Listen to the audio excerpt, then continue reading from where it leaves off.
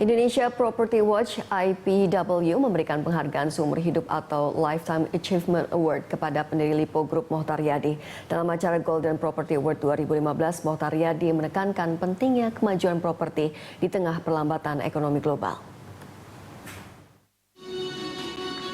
Penghargaan tersebut diberikan sebagai apresiasi terhadap kontribusi Mokhtar Yadi kepada industri properti di tanah air, sekaligus sebagai puncak penghargaan tertinggi untuk individu.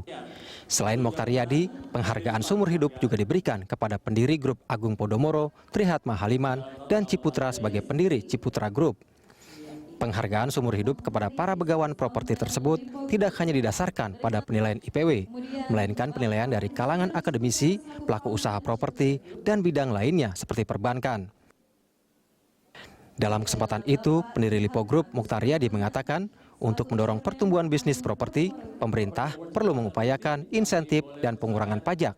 Stimulus ini akan berdampak terhadap pertumbuhan sektor properti, terlebih jika didukung pembangunan infrastruktur.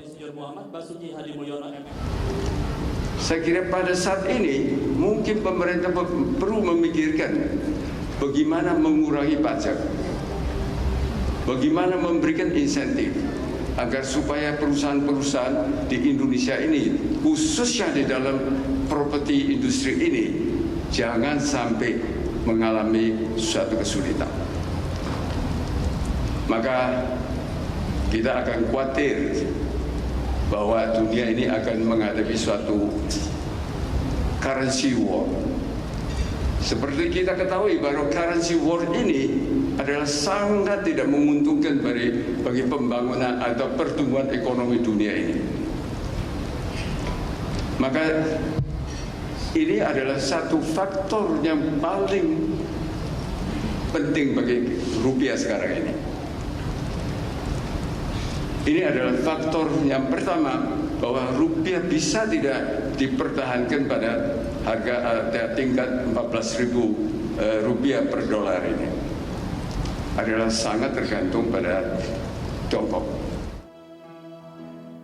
Dalam ajang pertama Golden Property Award 2015, Indonesia Property Watch menilai Mokhtar Yadi sebagai tokoh yang sangat berpengaruh pada perbankan dan sektor properti di Indonesia. Sebab selama ini Lipo Group mencatatkan pertumbuhan kapitalisasi pasar tertinggi di Bursa Efek Indonesia. Kinerja Lipo Group banyak terdorong oleh emiten sektor properti, walaupun ada beberapa sektor lain yang mendukung seperti telekomunikasi dan teknologi.